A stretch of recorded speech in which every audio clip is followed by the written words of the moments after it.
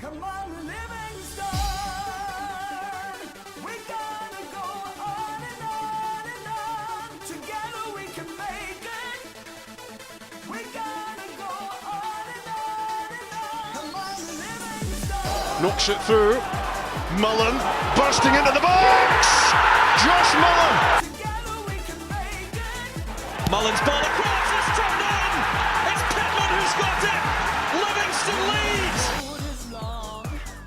Now can they get the ball back in? O'Brien.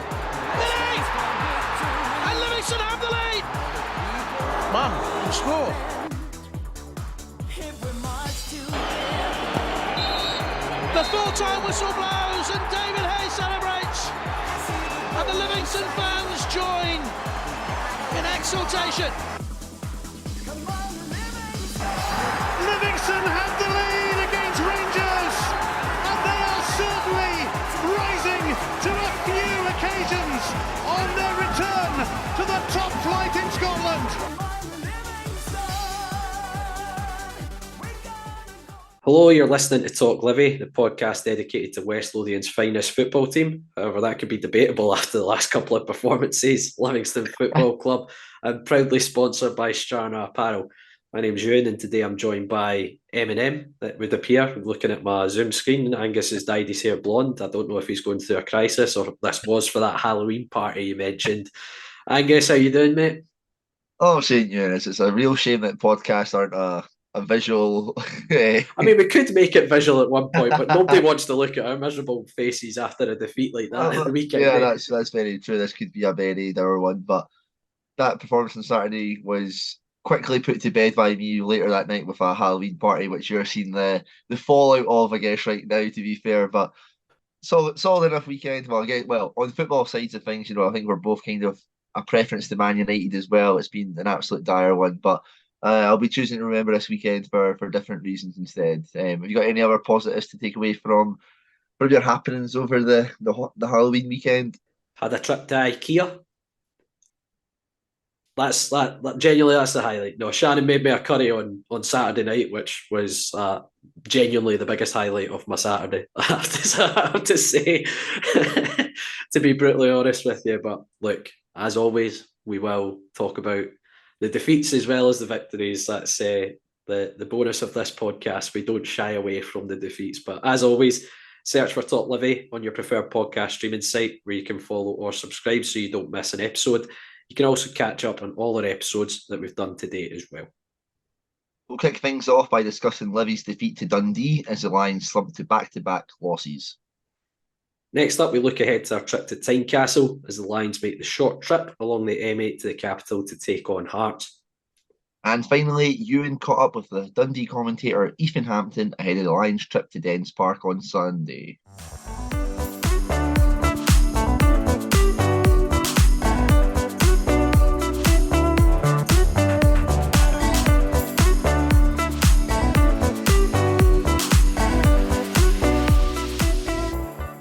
The Lions took on Dundee looking to bounce back from their poor display at Rugby Park.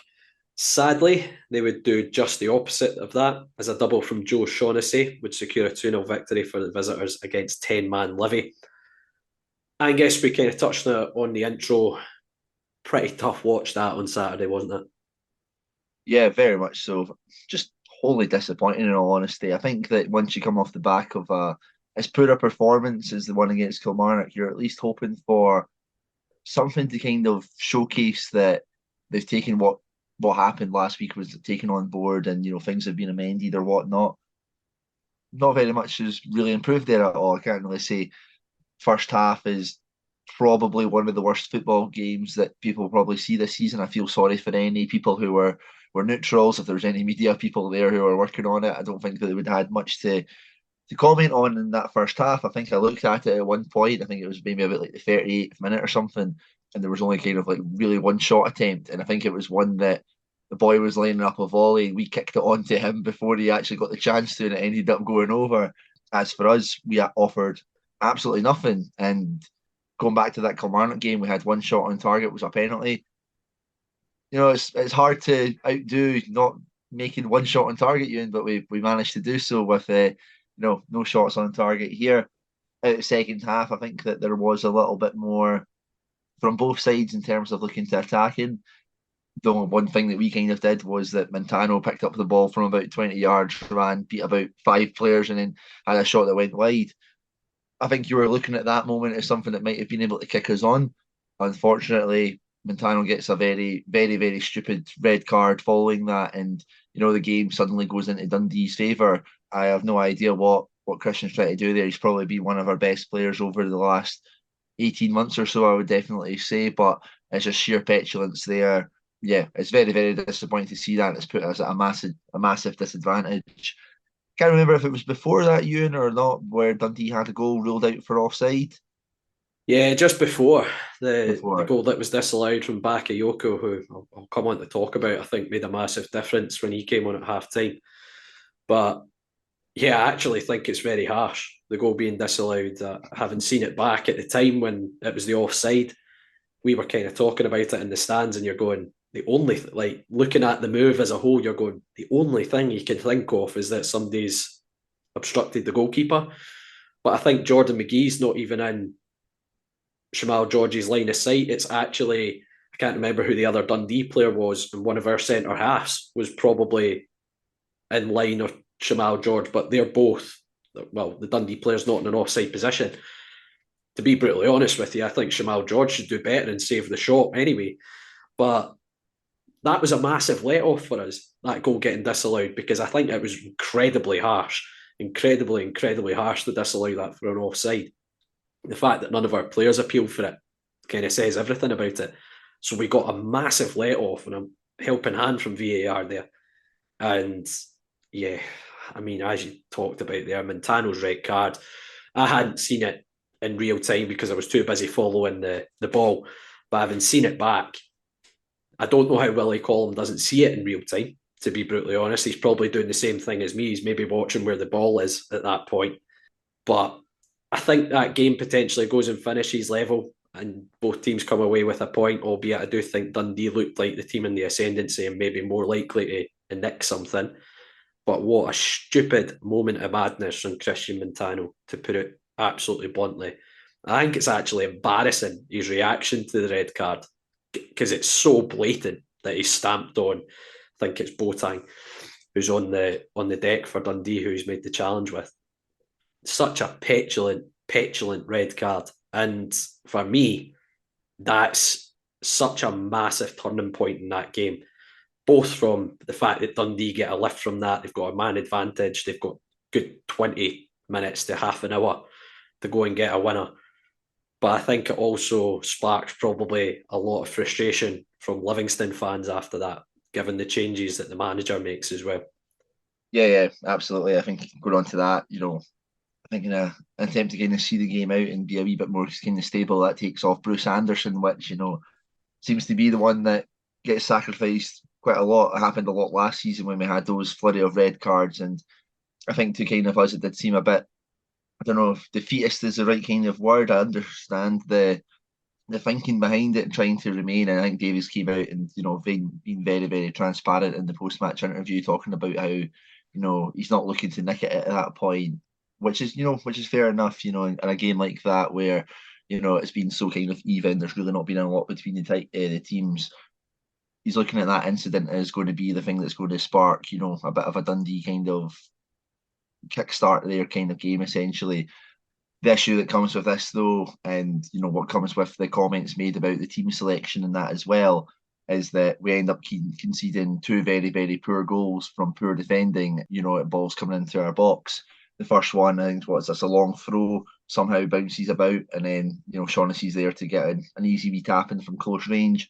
The second one, again, I think it's at a corner this time, gets flicked on. Shaughnessy's got all the time in the world. I think there's actually maybe 1 or 2 other players as well ready to tap it in at the back post, and he's got as easy as finish as it can be to make it 2-0. And yeah, I think that's just where the disappointing aspect of it is, Euan, is that, we've been comfortably beaten in the end in a game that for so long was, so even. And, against Dundee at home, we've created absolutely nothing. And I think that this is the thing that's going to be frustrating a whole bunch of fans, where I think for me in particular, I would say regarding the team selection and stuff like that, we've been told that, we're needing height and players in the boxes and that to help defend against these balls coming into their box. You look at the 2 goals there, shocking defending for both of them. The players who have been selected to come on to deal with that haven't succeeded. Simply, you go back to the Kilmarnock game again, and it's the same kind of issue. How many times were we letting Vassell have opportunities?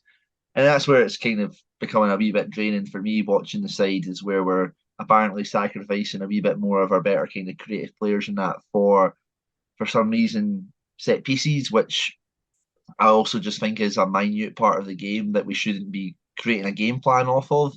We shouldn't be selecting a team based off of how we can combat a team in aerial duels and stuff like that. I do get that it's an aspect of the game, but right now, Euan, we're completely sacrificing creating anything in our own, and especially in open play. I mean, 1 shot on target in the last 2 games, a Sean Kelly penalty being that 1 shot.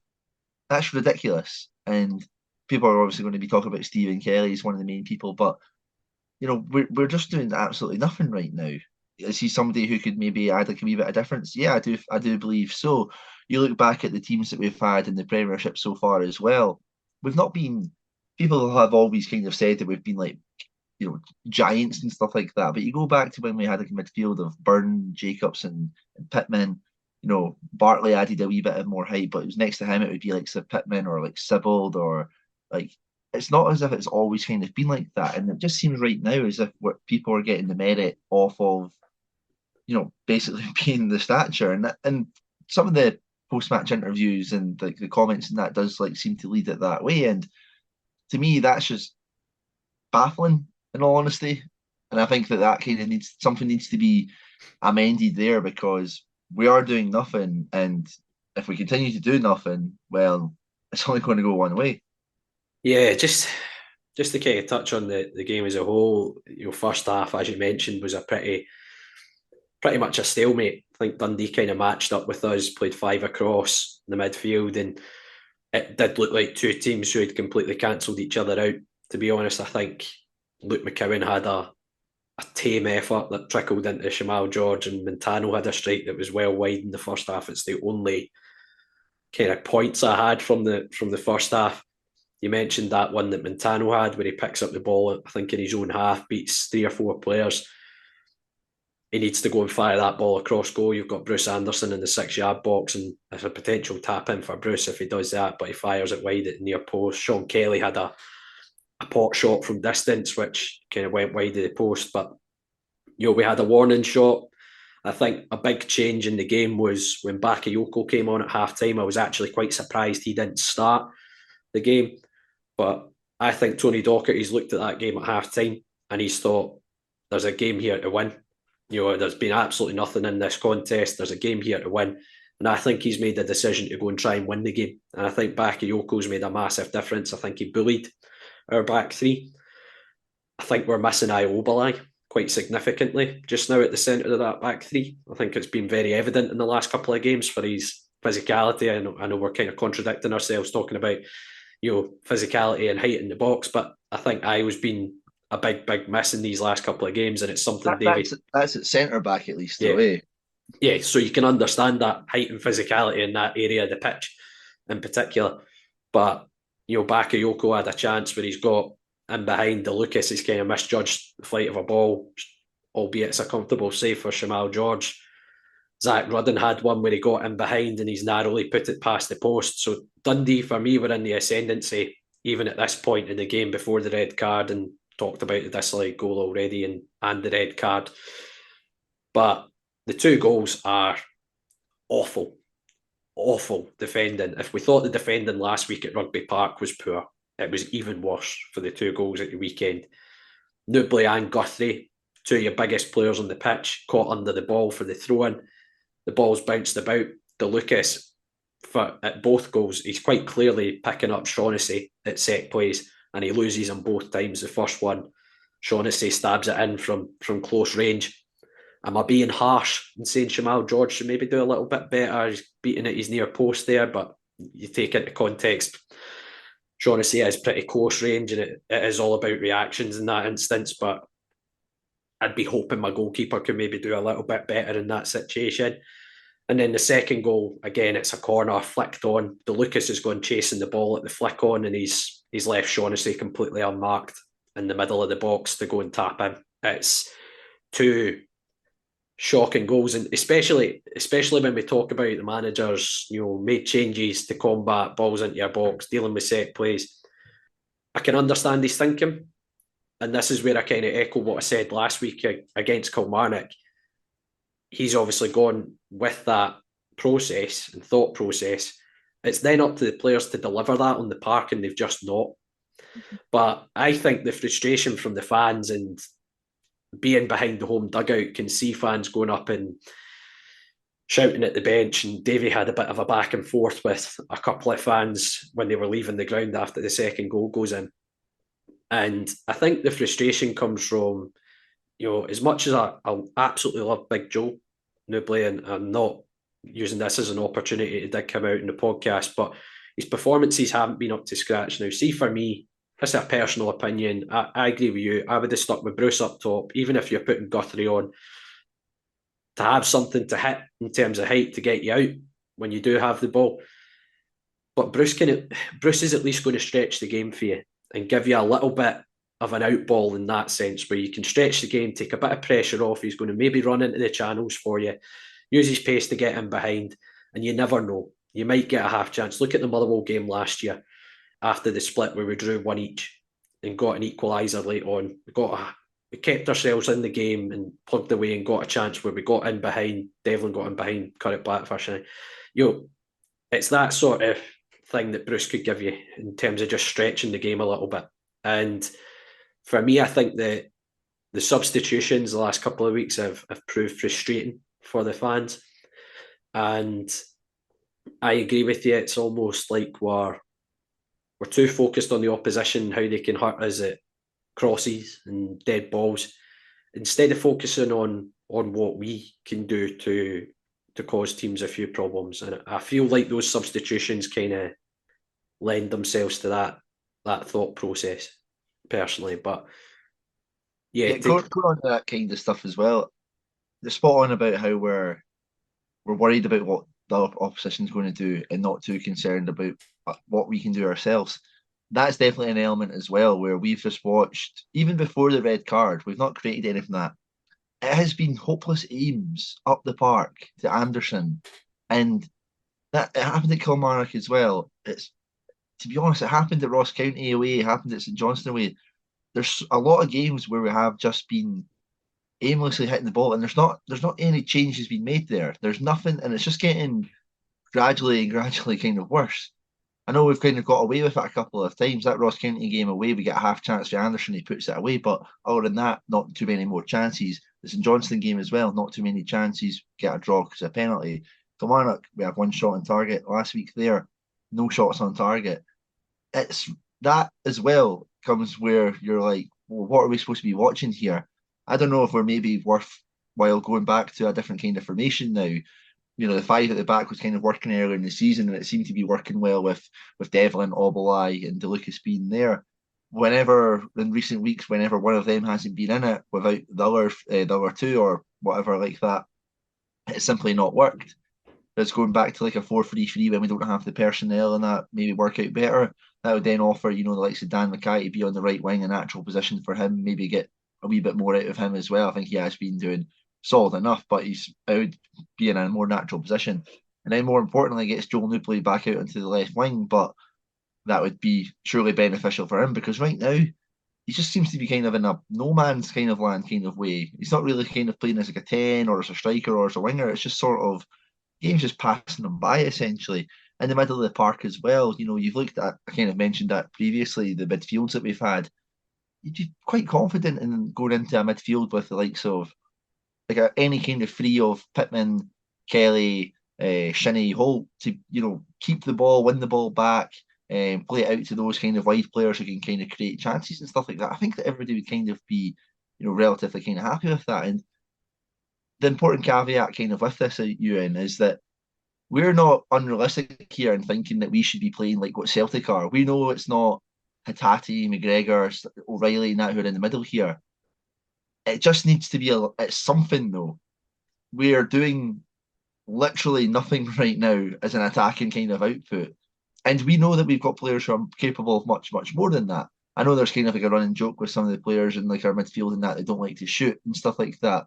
But you've seen it in previous seasons when we had, obviously you're going to love me saying this, like Alan Forrest on one wing, Bailey on the other, even other kind of instances and like that, though, like so Stephen Lawless and everything like that. We do have players who I do believe are more than good enough. I think Nibley's more than good enough on a wing to, cause teams issues.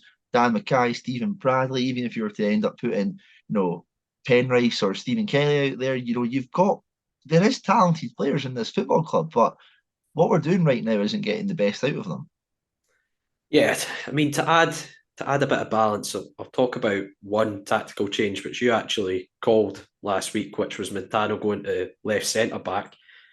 I do actually think prior to the red card that there was promise in that, with Penrice playing in front of him, and it's maybe a way of fitting both those players into the team longer term.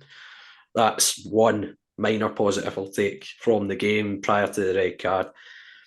As I say, to add a bit of balance and a bit of perspective, look, if you look at the league table, 4th down to 11th, there's 4 points between teams. I don't feel we are at a crisis point, right?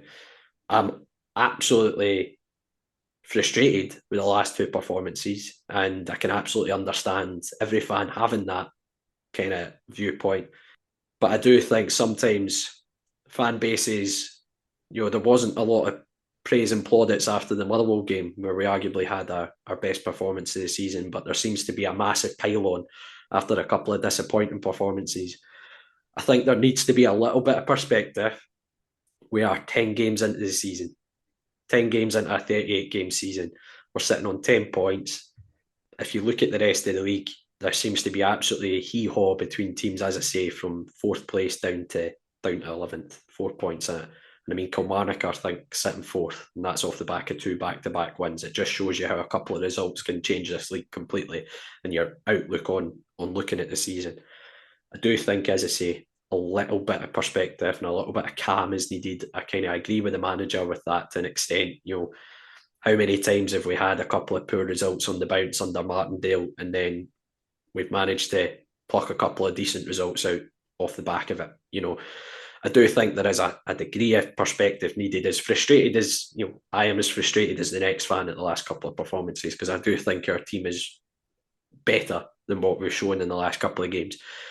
But I do also think there is just maybe a touch of calm needed, and hopefully we can produce a couple of, first of all, for me, go to Tynecastle and produce a performance. I think it's going to be difficult to go there and get a result, as much as Hearts are in a little bit of a sticky patch for the quality of squad that they've got just now. I think it's going to be difficult to go there. I don't think we've won there since 2002, so it's not a great hunting ground for us. But we have gone there in recent seasons and got results and produced decent performances at Tynecastle. So I think first and foremost we need to put to bed these poor performances and at least come out of that with a positive, and that being a good performance to come away from a difficult venue with.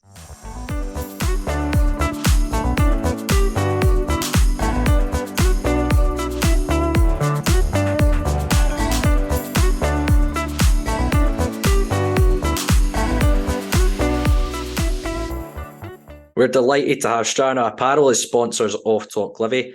UK based with a Swedish soul, we are Strana. Strana is an independent fashion brand from Scotland who create high quality and stylish attire for on and off the terraces. Inspired by terrace culture, lifestyle and music, all their clothing is designed using quality materials and workmanship to combine the very best style and fit. And all of this means you get a premium quality fashion at affordable prices while enjoying a simple and secure service. As a bonus for Talk Livi listeners, you can get 10% off your order using the code TalkLivi at the checkout.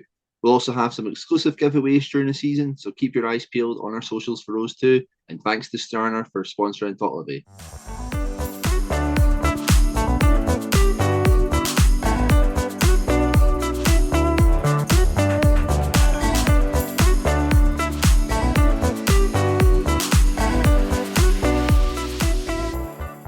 The Lions make the short trip to Tynecastle to take on Hearts in the capital. Euan obviously has been a wee bit doom and gloom so far. Optimistic at all? I think the biggest optimism is that Hearts haven't had if you look at their squad on paper, you'd be looking at them as being definitely right in the mix for finishing third. I think if you look at their start to the campaign, and there's a degree of unsettled Hearts supporters with the management situation, kind of that grey area at the start of the campaign. Is it Frankie McAvoy? Is it Stephen Naismith? Obviously, that's been put to bed, and it is Stephen Naismith who is the head coach. But I feel you can go to Tynecastle, and I don't think it will take a lot to get the Hearts support on that team's back. And if we can go there, frustrate, try and get in level at half time in particular, I think you could develop a little bit of a toxic atmosphere at Tynecastle. I think it's one of the grounds in the country where it doesn't take an awful lot to get the fans on the home side's back. So there's potential there to go there and cause a few problems, I think. At the weekend there, they've not won in the last three. The last one was away up at Ross County. However, the last three, it's a draw in the derby with Hibs, which, to be honest, being 2-0 up and losing that lead and drawing the games probably seems like a defeat for Hearts supporters. And then kind of 2 defeats to the Old Firm, including that late collapse at Ibrox at the weekend there. So I don't think you're facing a Hearts team that's firing on all cylinders, albeit they've got plenty of quality players in their squad who can cause you a lot of problems. Shankland's an obvious one, albeit I don't think he's had his best start to the campaign. I do think he's still got 3 goals for the campaign so far. Liam Boyce back available for them after a long-term injury. He's a couple of assists for them as well as campaign. But they do have players that can hurt you. And so you can't take them for granted. But if we can go there, tighten up, and compared to how we've played in the last couple of weeks, be a bit tighter, you've got the potential there to cause a bit of frustration and start playing the game into your favour. But it's going to be a tough test. And do I think we'll go and win the game? No, I don't think we will. But I'm just hoping we can go to Tynecastle and get, at least come out of it with a decent performance to show for it, be really competitive, be in the game, and at least pull some positives to try and almost restart our season a little bit after a couple of really poor performances. Yeah, it's very important that we at least go there and be, energetic and get in the way of them and stuff like that. Because even after just 20 minutes, if they are struggling to create anything or anything like that, or you probably know what it's kind of like. If they 20 minutes into the game, they've not really kind of created anything. If we've had, if we get one wee breakaway or that, we don't even have to be playing particularly well, but there's something that ends up and then Anderson gets in behind or that, even if we score or not, the fans instantly will be on their backs. Even in them attempting to build up attacks and that, any loose balls or anything like that we intercept or that go out for throw-ins and corners and that, for goal kicks and that, you're expecting their fans to to start murmuring about that, because even though they were so close to the win, a win, not even just a draw against Rangers yesterday, there's a lot of fans in that digging out, a whole bunch of the squad and all of that. I'm only seeing a handful of players being spared from certain criticism, and that's coming off the back of being defeated by Rangers at Ibrox, who've had 2 penalties even in that game as well. So I think that kind of tells you the kind of circumstances that's kind of going on right there at this moment. Yeah, but you do know that they have talented players in their squad, and that maybe that's a lot of their frustrations are coming out from as well, is that they know that they have a lot of players who are a lot better and more capable of doing what they're doing right now.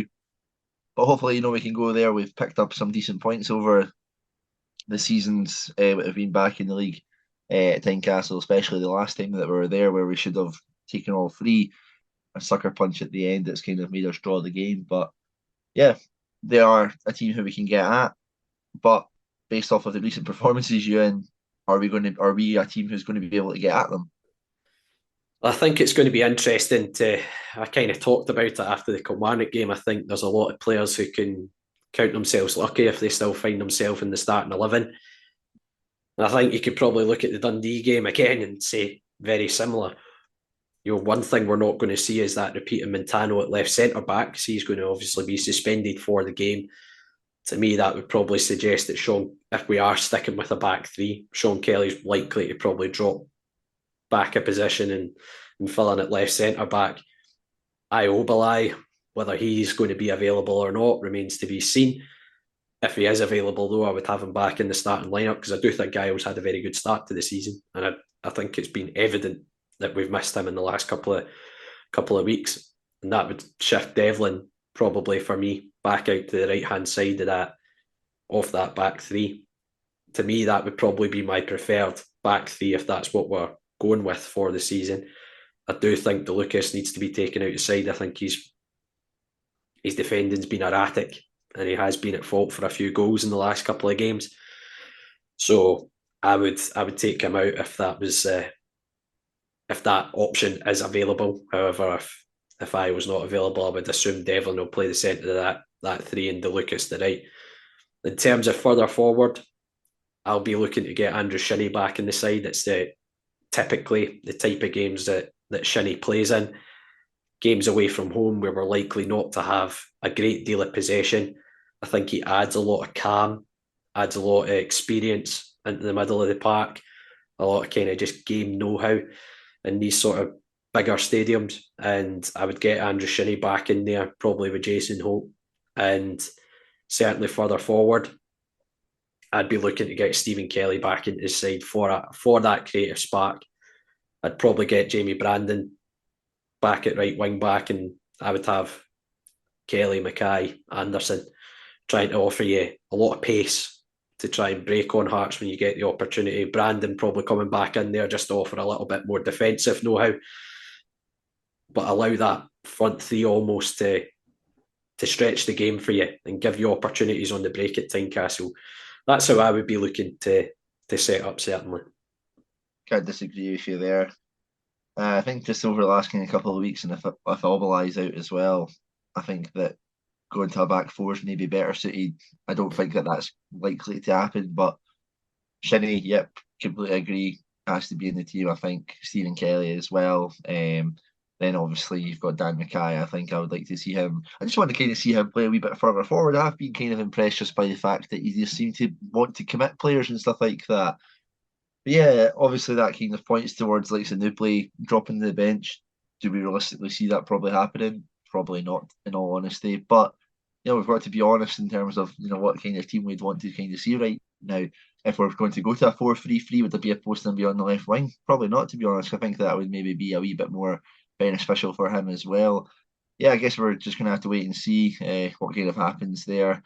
It's going to be a tough game, but it's one that I'm strangely kind of looking forward to. It is a good trip going to Tynecastle, Euan. The atmosphere can be enjoyable and stuff like that, I think, as well as we've talked about with the hostility that they've kind of got towards their own selves right now. We're kind of hoping that that's like another instance where they're less focused on kind of getting behind their team and more towards their own vitriol hatred towards their coaching staff at the moment. But I guess we're kind of just going to talk briefly about predictions. Euan, are you optimistic about this one now we've talked about it a little bit more? It's difficult to be positive after the last couple of performances, and I struggled to predict anything other than a defeat, to be brutally honest. I normally try and be as positive as possible in this podcast, but I'm going to go for a defeat. I'm going to say 2-0 Hearts. I was thinking of something similar, but I don't like to be a copycat. So I'll go for 3-1 Hearts. 3-1 Hearts. Well, here's hoping that the team can put in some of the positive displays they've shown over the years at Tynecastle. And if that can lend itself to picking up at least a point or even better, ending that 21-year hoodoo at Tynecastle as well. God, how many grounds do we have a hoodoo at? I'm losing track of the grounds that we just don't win at. But here's hoping we can have some very angry jam tarts after the game on Wednesday night.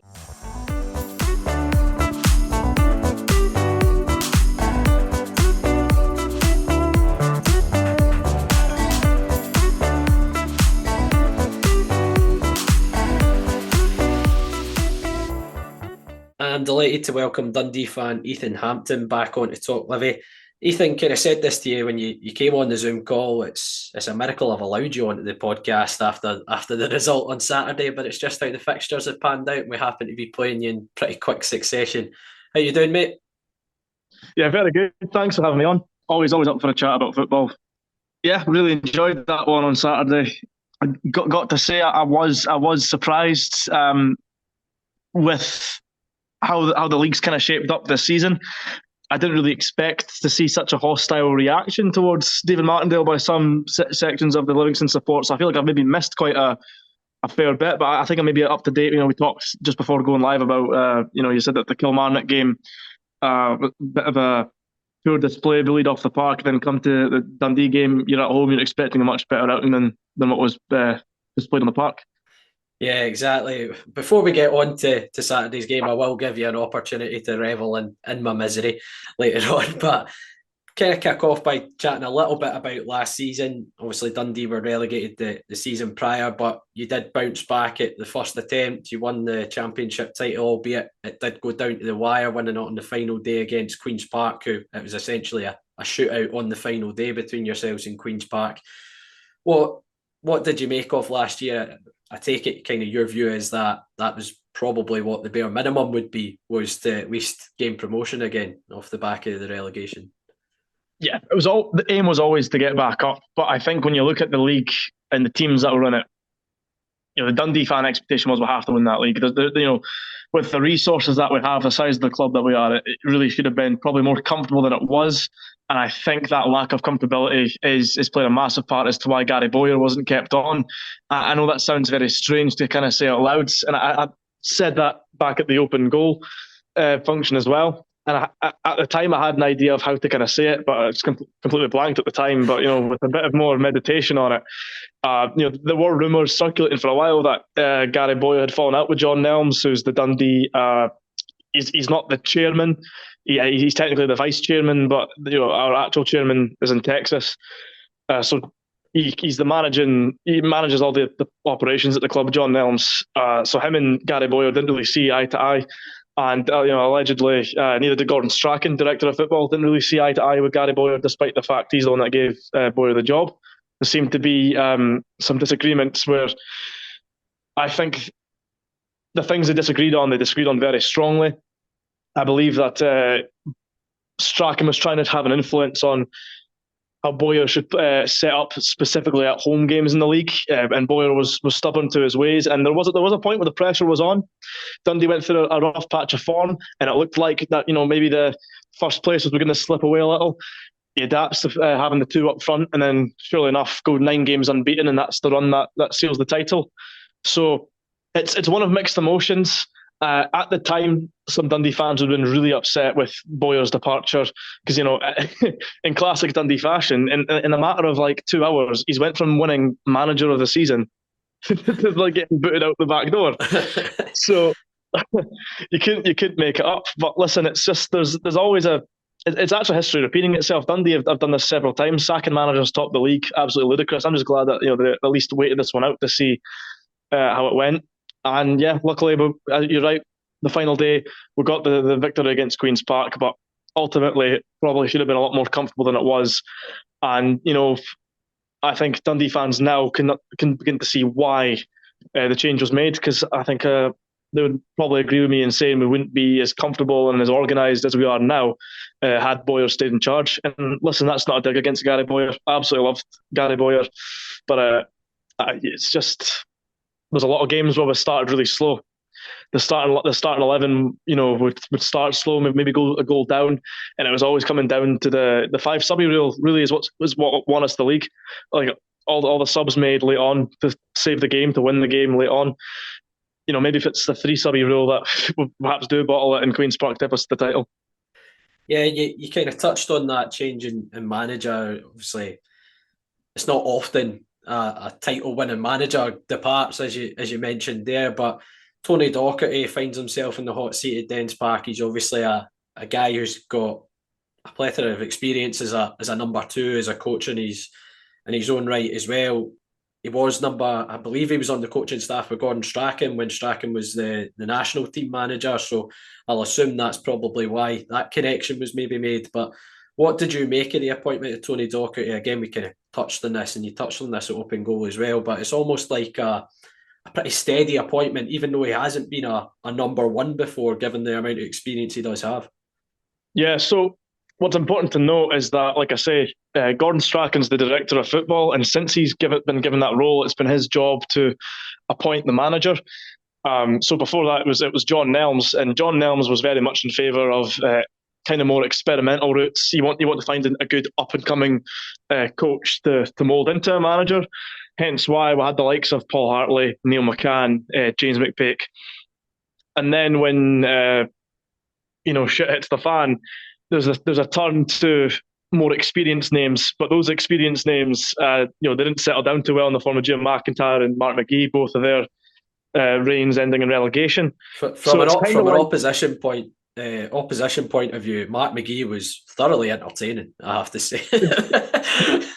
Well, if you don't laugh, you cry. Yeah, it was only Dundee could have hired a guy that was still facing a dugout ban when there's only 8 games left, or 8 or so games left in the season to keep yourselves up on the back of a victory at Tynecastle.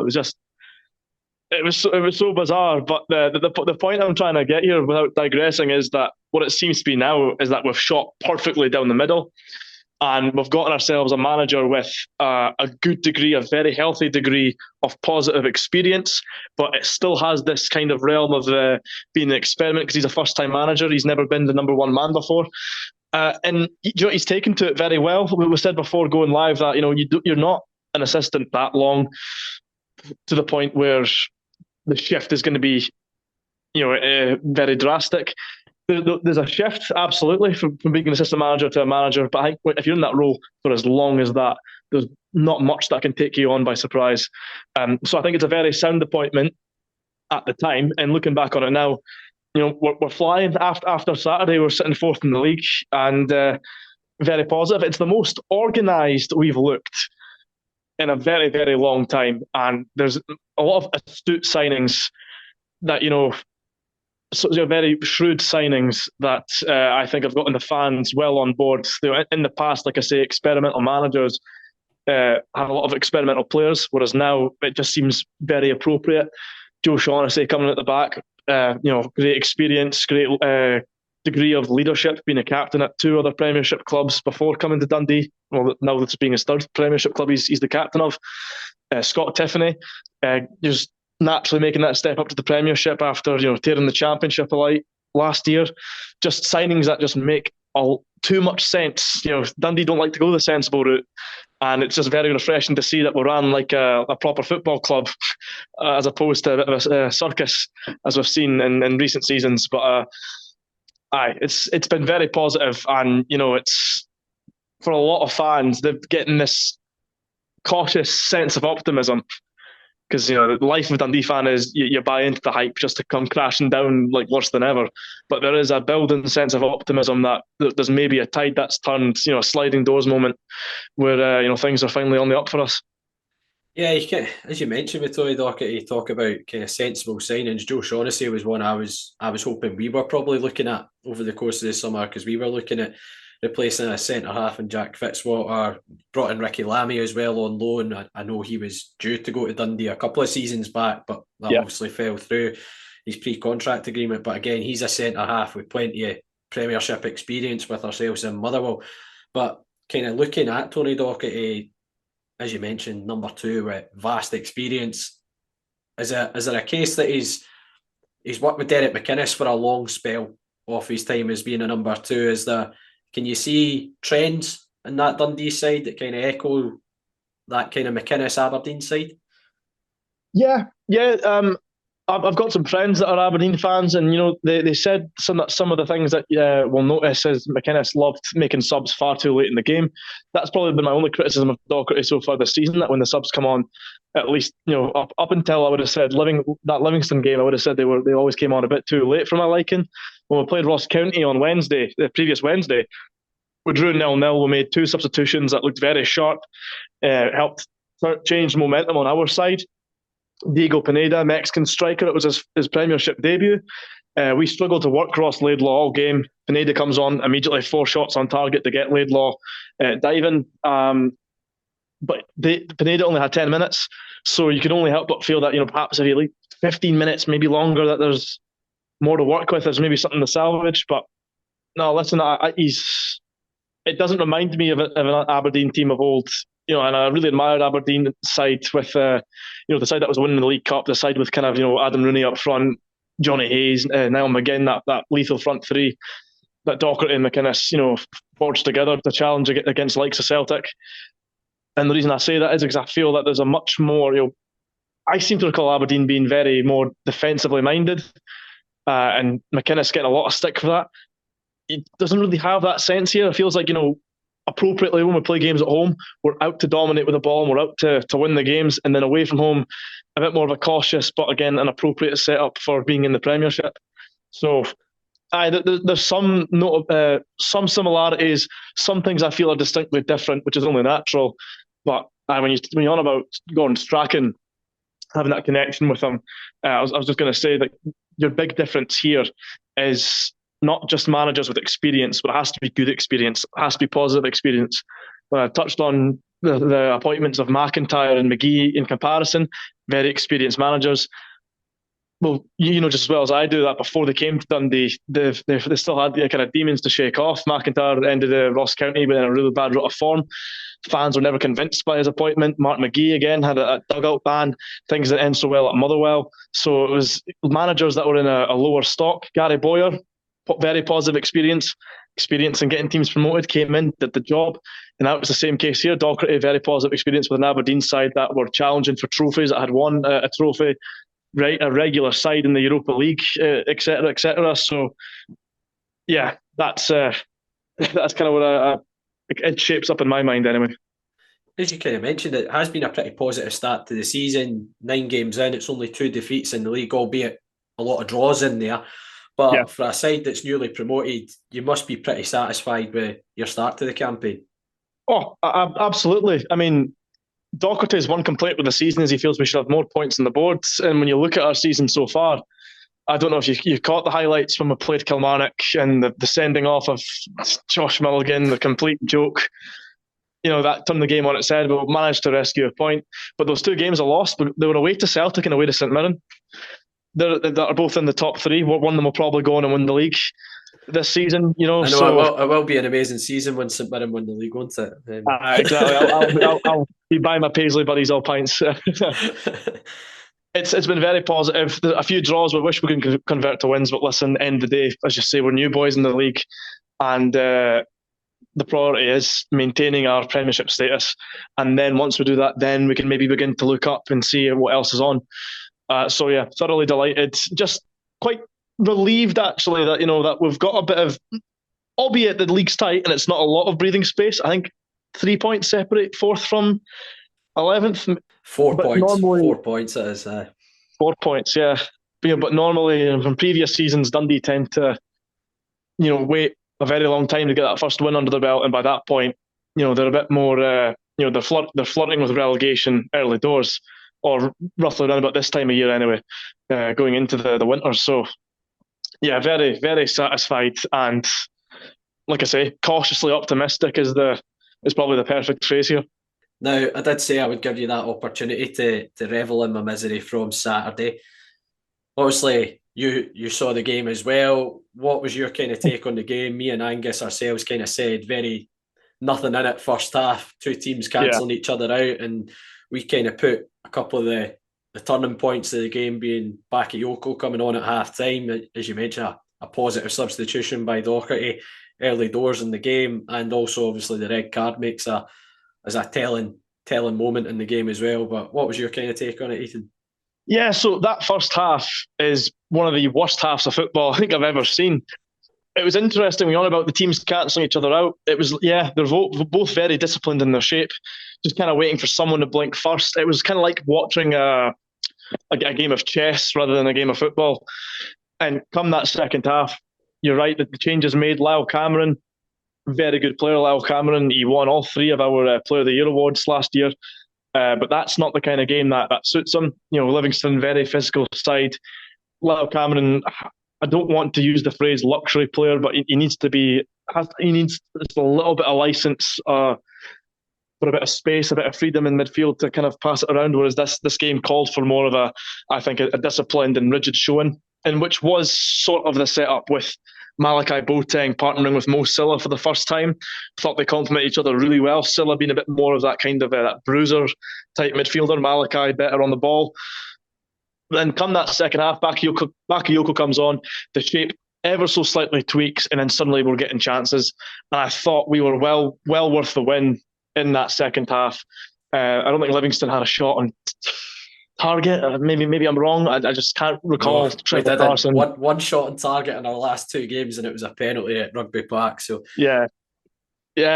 So I felt we were worthy of the win, and when the goal was disallowed at the time, I didn't have the luxury of replays, but watching it back, I just can't get my head around it. I'm aware that Sports Scene and even Bobby Madden himself on BBC Scotland Radio were all kind of saying it was a joke of a call. Understand Jordan McGee's offside, but I don't see how he interferes with play. I don't see how he interferes with the goalkeeper's line of sight. I don't really see what he's done that merits the call. And I would love to see Willie Collum try to justify it. Luckily, we're in a position, though, where it's not altered the outcome of the game. Just a shame on Bakayoko that he thought he had scored earlier in the season. He thought he'd scored a header against St Johnstone, but Scott Tiffany got the slightest touch to steal it off him. So he has 1 goal to his name against Killie, but it's like every time he's trying to score outside of that, it's getting chalked off or nicked from him. If I was a striker, I'd be absolutely livid to that's happening to me. Especially if you've got a good hefty goal bonus, just be tortured.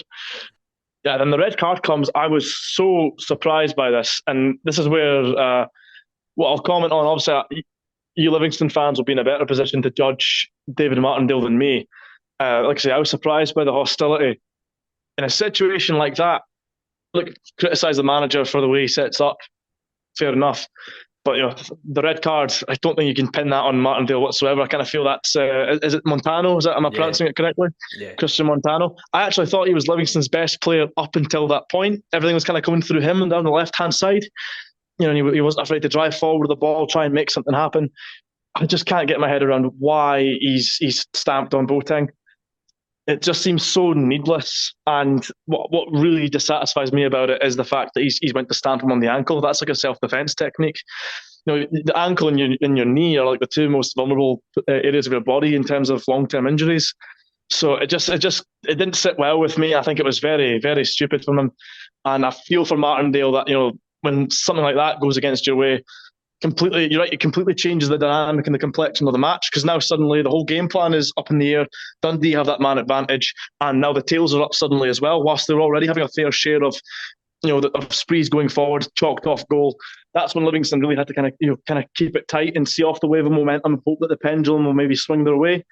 So I kind of feel, that's the moment where Livingston effectively had too much of a mountain to climb.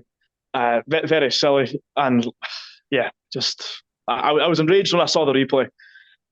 So I feel you for were Martindale. enraged. I was enraged when I saw the replay again as well. Our bloody player that did it. But kind of looking ahead, obviously, it's very strange in league format that you play the same opposition so quickly in succession. But just obviously with the game being moved from December, which I think is probably of benefit given the amount of games that I think all the top flight clubs seem to have scheduled and penciled in for December. But what can we expect from Dundee? How have they typically been setting up week on week under Tony Docherty? And who are the kind of major threats that we'll need to be wary of? Obviously, we have just seen you guys play, but is there possibly changes, but given the games at Dens Park as well? Yeah, at Dens Park, it's an entirely different game. Dundee will look to have more on the ball and will look to be on the front foot much more. What was interesting with that Livingston game was there was some surprise changes. Aaron Donnelly at centre-half had never played for us before. He'd been out with injury. He's on loan from Nottingham Forest. So that was our first look at him. And I thought he did very, very well, by the way. He just slotted in, didn't put a foot wrong. The big change was Mo Silla coming in the midfield. Finlay Robertson's been complimenting Malachi Boateng so far. So you felt that Docherty, that was completely tactical to deal with the physical presence that Livingston have. So the ones to kind of watch out for, I would say, we tend to play 3 at the back, regardless, home or away. 3 or 5 at the back, down to your preference. Danger men to watch out for is our left back, Owen Beck. If you were to halt the season right now and do like a Player of the Year ceremony, he's going to be the first name on everyone's lips. We've got him on loan from Liverpool. I don't think anyone expects him to be anywhere near as good as he is. He's absolutely frightening. I mean, you talk about a left back being the best player. He has this ability about him when he picks the ball up, he can just drive forward. Once he gets going, he just can't be stopped. Can turn boys inside out, makes things happen. He's a set piece taker. Yeah, and obviously defensively, very, very sharp too, hence why he's getting all the plaudits. It's not just a one-sided street. It feels like we've got our hands on a real gem here that could have a genuine prospect of playing for Liverpool in the future. He got called up for the Welsh national squad the last international break. Couldn't quite break into getting some minutes for the senior team. But, the call-up is a reflection of how well he's been doing at Dundee. So certainly he's one to watch out for. Amadou Bakayoko, you've seen him come on the second half, changes the game. He's probably our best outlet up front in regards to that sort of link-up and hold-up play. And Zach Rudden, great workhorse alongside him. But the one criticism you can give them both is they really struggle to get the ball in the net. They're not the most clinical of strikers. Dundee kind of lack that killer instinct. Bakayoko, based on the chances he had, he probably should have had a hat-trick. Everything was chucked down the keeper's throat. But I think Josh Mulligan will be back from suspension. And that'll be big for Dundee. He's, getting goals from midfield is big for any team. And I think it's super difficult to find a goal-scoring midfielder in the modern game. Josh Mulligan's got that. Similar to Owen Beck, that once he gets going, players just can't seem to stop him. And Mulligan's only, I think, 21 years old. You see big senior physical guys just bounce straight off him. It's like if someone regenerated Kevin McDonald of old from the past and just put him back in this Dundee side. I had the stat before. I don't know from the top of my head, but the season we got relegated, he just sort of broke through into the team in centre midfield. And I want to say he scored 2 or 3 goals in the tail end of that season, and he had one disallowed that should have stood against Hibs. What was it? Did he not score against us on the final day? He did, yeah. He did. Scored a header on the final day, that's right. But then in the Championship, he barely played centre mid at all. Gary Boyer preferred him as a fullback or as a winger. And don't get me wrong, he was very good there, but you just kind of felt, well, the best of him is in the middle. Docherty realised this immediately, and it's been no coincidence that as soon as he was put in, he immediately popped up with a goal. I'm trying to remember who it was against. Top of my head, I'm blanking out, but we had the stat where it was like something like his last 7 Premiership games in midfield, he's popped up with like 4 or 5 goals. So having him back will be a massive, massive boost, certainly. So Mulligan, Beck, and Bakayoko would probably be the big 3. And of course, Scott Tiffany, a great creative outlet as well. You guys will know a bit about him. I don't think he did too well though at Livingston. It was more so at Partick Thistle he kind of blossomed.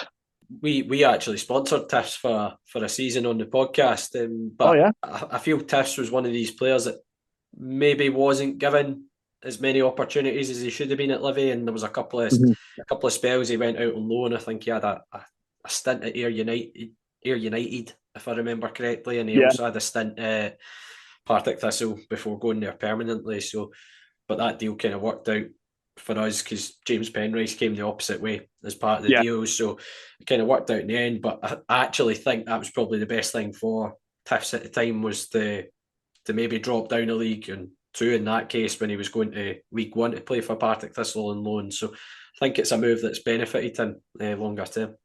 I've got to mention as well, I can't believe I forgot Luke McCowan. Luke McCowan this season's been an absolutely different animal. I don't know if you watched the Queen's Park Dundee game. I'm assuming you did, the title decider. Yeah. At that point, that was Luke McCowan's best game for the club, and he has just maintained that momentum every game this season. Our only win at the end of the season came against Hearts, and he scored an absolute peach to secure the points. Everything he touches this season has been absolute gold. It's very reminiscent of when we had Greg Stewart at Dundee, roughly around the same age, coming from a sort of similar, that kind of mid-table Championship club, growing into his mould, mid-20s in the Premiership. It's like, the typical, what he's going to do. He's going to run down, cut in on his left and shoot. But he's just so good at it that you can't stop him. You can read it, you just can't stop him. But he's probably Dundee's most threatening player, and I'm actually a wee bit embarrassed that he wasn't the first name that popped up in my head when listing the players. Even I mentioned Luke McCowan when we done our preview for the game on Saturday. So I know. It's sack Hampton out. But in terms of, obviously, we talked about kind of where Dundee might cause some problems and what players might do. Where could Livy potentially get some joy against Dundee? Where are some areas of weakness possibly that Mr. Martindale could exploit? You know, it depends. Do Livingston have a game on Wednesday night as well? Yeah, we're away at Tynecastle on Wednesday. See, we're at home to Rangers. So I guess it sort of depends. I was surprised to see Jordan McGee start at right back. Most Dundee fans would probably agree with me when I say he kind of looks better naturally when he's in the middle as a centre half or sometimes as a centre mid.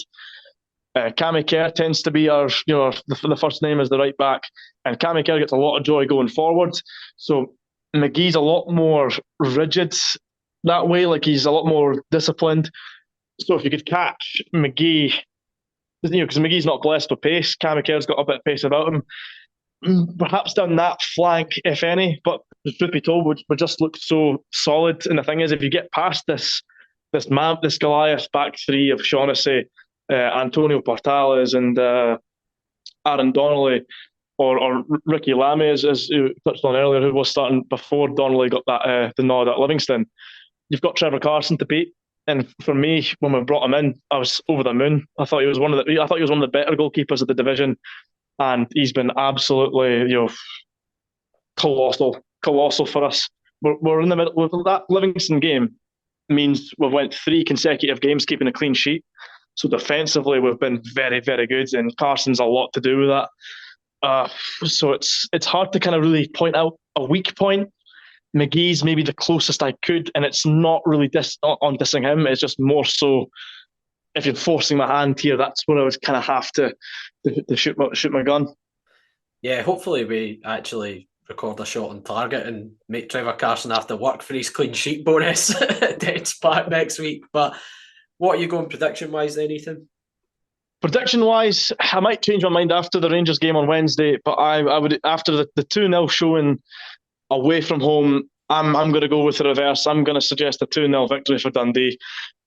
Just think we'll look very, especially at home, we'll look a very good side. I think Livingston will come back to their own. I think Martindale will pick things up as he always does. But I think the fact Montano was one of the better players and he's sent off, so you'll be suspended for that game as well. I don't know. I've kind of got to back my own boys here in this one. But certainly, I don't want to sound disrespectful to Livingston by any means. No, I'd fully expect you to back your team. That's what you're meant to do. Albeit we've predicted a defeat for Wednesday, and I'll probably predict a defeat for Dundee as well. But Ethan, you've dabbled in bits and bobs. You've done a bit of commentary at Dundee. I believe you're doing a few interviews and things like that on Dee TV as well from time to time. And I think you also run the Dens Park Choir account on Twitter. Let us know where we can find that. Yep, Dens Park Choir. It's on Twitter and Instagram. Just at the handle, Dens Park Choir. So it's obviously a Dundee fan page run by myself and Jake Shaw. We specialise in boiling the piss, and obviously we're covering anything Dundee FC related. News, transfers, reactions, and yeah, you're right. The Dee TV stuff is excellent. I'll give that a wee plug as well. I don't think any Livingston fans would tune in. I mean, Dee TV is a subscription service for Dundee fans. But it's a midweek show called the Dark Blue Preview Show, and I'm loving every minute of it. I've had I have about 6 guests so far. I'm just having a small think to myself if any of them have played for Livingston. I don't think any of them have yet. Yeah, you had Kevin Thompson on, didn't you? Yes. Well, he was involved in Livy's greatest day in their history, which was the League Cup final in 2004. So we'll use that. Yeah, no. John Sutton, Kevin Thompson, Kyle Leatherin, Derek Suter, Kelvin Jack, and one more. Was it Luke McCowan? It was not Luke McCowan, sadly.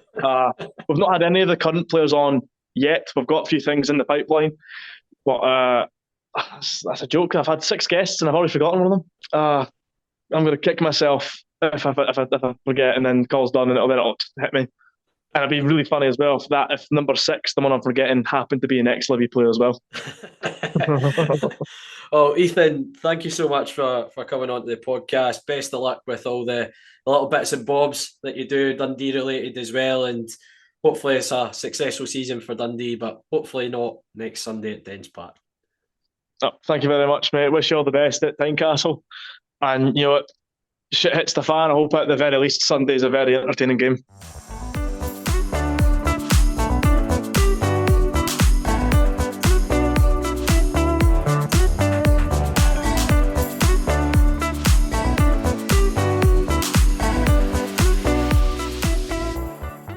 That's it for this week's episode of Talk Livi. We really appreciate you tuning in every week and we'd love to hear your feedback. You can leave us a review on iTunes or drop us a message on Twitter, Facebook or Instagram.